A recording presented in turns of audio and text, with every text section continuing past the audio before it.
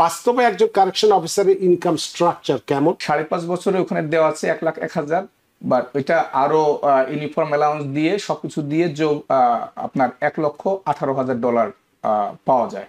এটা হলো বেসিক। নিশ্চিন্ত একটা জব করতে পারবো, যে জবটা আমাদেরকে সমাজে একটা পরিচিতি দিবে, যেখান থেকে আমরা আমাদের সমাজকে একটা ভালো জায়গায় নিয়ে যেতে পারবো। ন্যূনতম যোগ্যতাটা বলতে আপনার হাই স্কুল ডিপ্লোমার পরে 39 কলেজ ক্রেডিট এটা অফিসিয়ালি লাগে, বাট লাস্ট কমিশনার সেটা শিথিল করছে যে আপনার যদি হাই স্কুল ডিপ্লোমার পরে গত 1 বছরে কন্টিনিউয়াস কোনো জবের অভিজ্ঞতা থাকে। বাস্তবে একজন কারেকশন অফিসারের ইনকাম স্ট্রাকচার কেমন? তো এই প্রশ্নটি, এবং আরেকটি হচ্ছে যে ওভারটাইম বা এক্সট্রা শিফট কিভাবে আমাকে বহুগুণ বাড়িয়ে দেয়, এই প্রশ্নটি পাওয়ার আগে আমরা একটি কার্ড দেখে নিই। সেখানে তাহলে আমরা বুঝতে পারবো যে আমি যেটা বলছি এবং আপনি যেটা বলবেন সেটার মধ্যে বিষয়টা কি আছে। আমরা একটু কার্ডটা দেখে নিই, তারপরে এই আপনার প্রশ্নের উত্তরটা দিতে পারি। আমরা এই কার্ডটি দেখতে পাচ্ছি, সেখানে কিন্তু স্পষ্টই আমরা একেবারে দেখতে পাচ্ছি যে শুরুতেই একদম বেস স্যালারি যেটা আছে আমরা দেখছি, সেটাই শুরু হচ্ছে। কিন্তু বেস স্যালারিটা আমাদের শুরু হচ্ছে প্রায় 52,804। আমি জানি না, এটা বেশ একটু আগে, হয়তো এরপরে আরো বাড়তে পারে। এবং মাত্র 5.5 বছরে আমরা দেখেছি যে 1,01,590 যে মাত্র 5.5 বছরে, যেটা অন্য কোনো সার্ভিসে আসেনি। এখন এইটার ভিত্তিতে আপনার কাছে যে প্রশ্ন দুটো করেছি সেটির জবাবটি দয়া করে দিন। ধন্যবাদ রানা ভাই, আবারও আপনাকে। আমি এই আমাদের ইউনিয়ন থেকে প্রতি 2 বছর পর পরই কন্ট্রাক্টটা চেঞ্জ হয়। এই যে স্যালারিটা আছে এটা আরো ইনক্রিজ হয়েছে, যেটা আমি যতটুকু জানি 54,000 দিয়ে শুরু। একাডেমি রাইট আফটার একাডেমি আপনার এটা 63 বা এরকম কোনো কিছু হয় কাছাকাছি। আর প্রতি বছরই স্যালারিটা বাড়তে থাকে। যখন 5.5 বছর যেটা বললেন, 5.5 বছরের টপে বলা হয়, 5.5 বছরে ওখানে দেওয়া আছে 1,01,000, বাট ওইটা আরো ইউনিফর্ম অ্যালাউন্স দিয়ে সবকিছু দিয়ে যোগ আপনার $1,18,000 পাওয়া যায়। এটা হলো বেসিক, একবার বেস স্যালারি যেটা ওইটা। তো বেশি আয়ের যে সুযোগের কথা বললেন, এইটা হলো সবচেয়ে বড় সুবিধা, যেটা হলো যে আমি মনে করি আমরা যারা বাংলাদেশ থেকে আসছি সবাই তো একটা ভালো জীবনযাপনের জন্য বা টাকা ইনকাম করার জন্যই আমরা এখানে 13,000 মাইল দূরে আমেরিকায় আসছি। তো ওভারটাইমের বিষয়টা হলো আপনার সবচেয়ে মেইন, যেখানে $1,18,000 বেস স্যালারি 40 ঘন্টা কাজ করে আপনি পাবেন বছরে। সেখানে আপনি শুধু ইমাজিন করেন যে আপনার প্রতি ঘন্টা ওভারটাইমে 1.5 গুণ করে টাকা। তো আপনি যদি রেগুলার সপ্তাহে, আমাদের কাজের স্ট্রাকচার হলো 4 দিন কাজ করে 2 দিন ছুটি, 4 দিন কাজ করে 2 দিন ছুটি, এইভাবে রোল ওভার করে। তো আপনি 4 দিনের মধ্যে যে 2 দিনও ওভারটাইম করেন রেগুলার, তাতেই আপনার ইনকাম $2 লক্ষ উপরে চলে আসে। তো আমাদের বাংলাদেশি অফিসাররাও মেক করতেছে আমার জানা মতে, আমি যতটুকু জানি এই বছরে $2,75,000 এই বছরে মেক করছে। তো এটা একটা বিশাল ব্যাপার, যেটা আপনি বললেন যে বেসিক যে স্যালারি আছে তার থেকে বেশি দেখা যাচ্ছে ওভারটাইম বা এক্সট্রা শিফট যদি আমরা করে থাকি, তাহলে সেটা আরো প্রায় আপনি যেটা বললেন যে 2,70,80 মতো চলে যাচ্ছে। তো সুপ্রিয় দর্শক, এটা যদি আমরা বলি, এটি কল্পনার মতো নয় কি? এই আমেরিকাতে যেখানে আমরা দিনান্ত মানে প্রাণান্তকর পরিশ্রম করে বছরে 50, 60, 70-এর বেশি হয়তো ইনকাম করতে পারেনি। শুধু এক্সেপশনাল হয়তো যারা প্রফেশনাল আছে, বিশেষ বিশেষ ক্ষেত্রে হয়তো একজন ডাক্তার বা একজন ইঞ্জিনিয়ার বা একজন সিপিএ বা একজন অ্যাটর্নি, তাদের কথা আলাদা। কিন্তু তারাও যদি চাকরি করে থাকে, তারাও কিন্তু এত বেতন হয়তো পায় না বা এত সুযোগ সুবিধাও পায় না। হয়তো পরবর্তীতে প্রাইভেট তার কাজ করার পরে সেটা হয়তো পেতে পারে। কিন্তু একটি চাকরিতে, ল এনফোর্সমেন্টের মতো একটি চাকরিতে, যেখানে সেবার সাথে সাথে সম্মানও জড়িয়ে আছে, সেখানে এত পরিমাণ সুযোগ সুবিধা, আমরা তো যেটি বললেন উনি, যে আমরা তো আসি এখানে এই 13,000 কিলোমিটার দূরে, অর্থাৎ 10,000 মাইল দূরে এসেছি কিছু পয়সা ইনকাম করবার জন্য এবং সুন্দর একটি জীবন এখানে যাপন করার জন্য।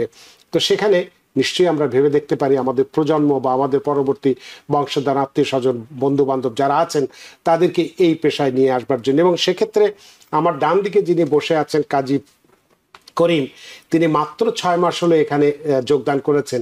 তার কাছে আমি একটু জানতে চাইবো যে আপনি এই যে চাকরিতে কারেকশন অফিসার হিসেবে মাত্র 6 মাস হয়েছে এই পেশায় এসেছেন, তো এইটা সিদ্ধান্ত কেন নিলেন, কিভাবে এই সিদ্ধান্তটা নিলেন, একটু এই গল্পটা যদি দর্শকদের সাথে বলেন, তাহলে আমি যতটুকু জানি আপনার এই বলার মধ্যে দিয়ে বা অনেকে ইন্সপিরেশন বা ইন্সপায়ার্ড হবে যে ঠিক আছে এরকম একটা জবে আমার চিন্তা করতে পারি। আচ্ছা, আবারও ধন্যবাদ দিচ্ছি আপনাকে আপনার সাবলীল সঞ্চালনের জন্য, এবং ধন্যবাদ দিচ্ছি টিভিএনকে।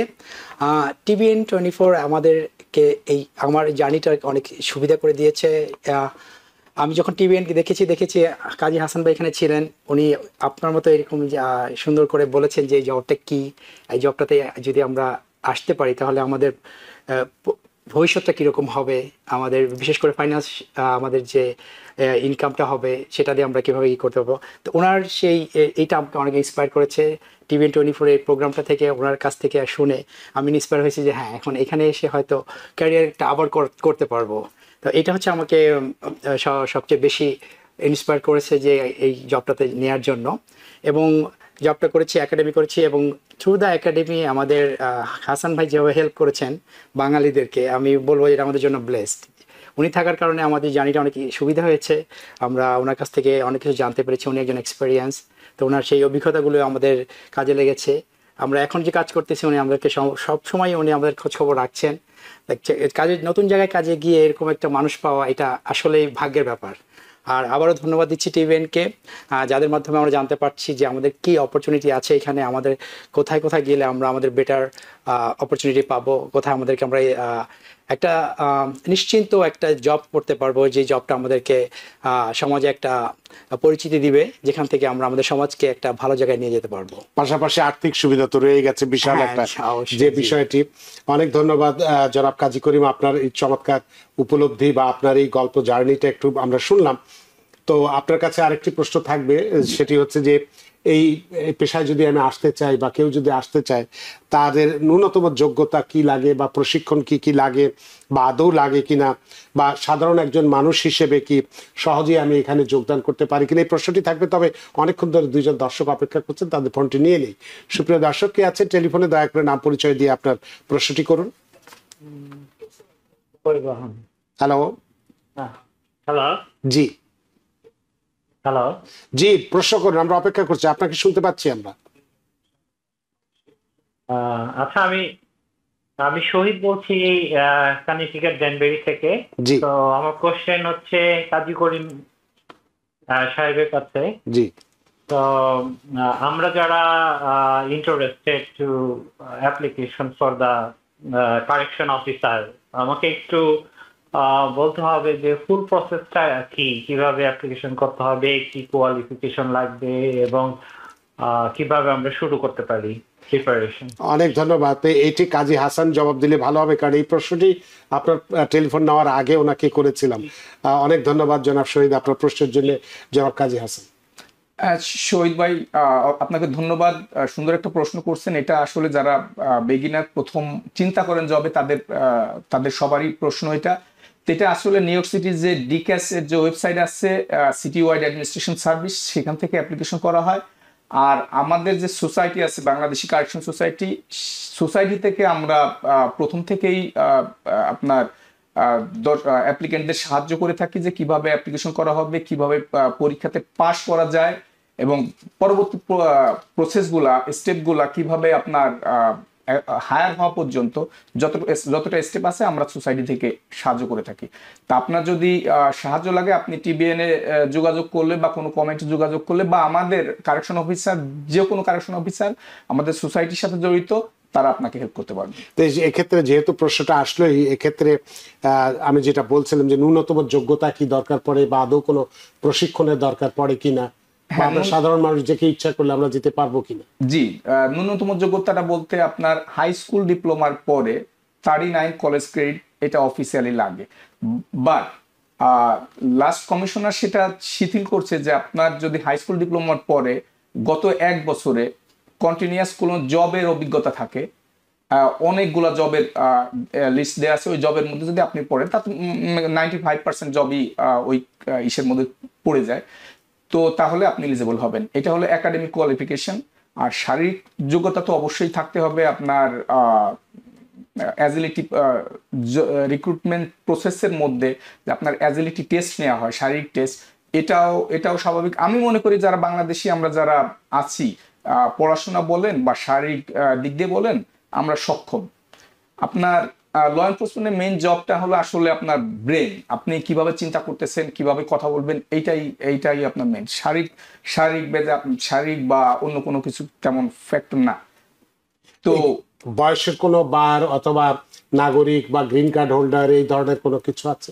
জি, অবশ্যই আছে। আপনি তো এক প্রশ্নে সবকিছু নিয়ে এসেছেন। সেটা হলো বয়সের যেটা হলো 17.5 হলে পরীক্ষা দেওয়ার জন্য যোগ্য হবেন, আর 21 বছরে আপনি জয়েন করতে হবে। যে 21 বছর না হলে আপনি ডিপার্টমেন্টে জয়েন করতে পারবেন না। আর সর্বোচ্চ যে বয়স, এর কোনো লিমিটেশন নাই। আমি মজার গল্প বলবো, সেটা হলো যে আমাদেরই বাংলাদেশি 63 ইয়ার্স বয়সে সে ঢুকছিল আমার সাথে 8 বছর আগে, তার বয়স ছিল তখন 63 ইয়ার্স। সো বয়সের কোনো লিমিটেশন নাই। আর গ্রিন কার্ড হোল্ডাররা, যারা গ্রিন কার্ড আছে, তাদের আমি অনুরোধ করব তারা ইমিডিয়েটলি ট্রাফিকে স্টার্ট করার জন্য, কারণ এখানে ঢুকতে হলে আপনার ওই আপনার সিটিজেনশিপ মাস্ট থাকতে হবে। তবে এর মধ্যে আপনি পরীক্ষা দিয়ে রাখবেন। পরীক্ষা দিয়ে রাখলে আপনার পরীক্ষা দিয়ে আগায় থাকলো, আপনি ট্রাফিকে বা অন্য ডিপার্টমেন্টে যদি আপনি ঢোকেন, আপনার সিটি টাইম কাউন্ট হওয়া শুরু হলো। তো আমি এটা অনুরোধ করবো যে আপনি পরীক্ষা দিয়ে রাখেন, আর সিটির অন্য যে কোনো এজেন্সিতে আপনি জব স্টার্ট করেন। আপনার যখন সিটিজেনশিপ পাবেন, তখন আপনি কারেকশন ডিপার্টমেন্ট বা পুলিশ ডিপার্টমেন্ট, যেটা আপনার সুইটেবল হয়, যেটা আপনার সাথে যায়, আপনি সেটা নেবেন। তার মানে আপনার কথা অনুসারে 17.5 বছর বয়সে আমি পরীক্ষা দিতে পারবো। যদি আমি টিকে যাই, আমি ওয়েটিং এ থাকবো 21 বছর যেদিন আমার পূর্ণ হবে বয়স, এবং আমি যদি সিটিজেন হই তাহলে আমি যোগদান করতে পারবো। জি, এটাই হচ্ছে মূল ক্রাইটেরিয়া। সুপ্রিয় দর্শক, কে আছেন টেলিফোনে? দয়া করে না পরিচয় দিয়ে আপনার প্রশ্নটি করুন। আসসালামু আলাইকুম। ওয়ালাইকুম আসসালাম। হ্যালো। জি, ওকে, আমার নাম রহমান। আমার প্রশ্নটা হলো বাংলাদেশ কারেকশন সোসাইটির কাজী প্রেসিডেন্ট কে। আমার প্রশ্ন হলো, লং আইল্যান্ডের কোনো রেসিডেন্ট কি সিটি জব করতে পারবে কিনা, এন্ড প্রবেশন পিরিয়ডটা কত?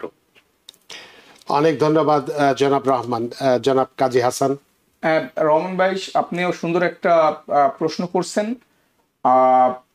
এটা যেহেতু সিটি জব, আপনার 5 বড় বেসড, তো এছাড়াও সিটির 5 বড়োর বাইরেও আপনার লং আইল্যান্ডে যে 2টা কাউন্টি আছে, নাসাউ কাউন্টি, সাপোক কাউন্টি, এবং আপ স্টেটে যে ওয়েস্টচেস্টার কাউন্টি সহ অরেঞ্জ কাউন্টি, এরকম আরো 5টা-6টা কাউন্টি তে যারা বসবাস করেন, তারা অ্যাপ্লিকেশন করতে পারবেন। আর আপনার আরেকটা প্রশ্ন কি ছিল? Provision period. প্রবেশন হলো 2 বছরের। 2 বছর পরে প্রবেশন পার করা যাবে।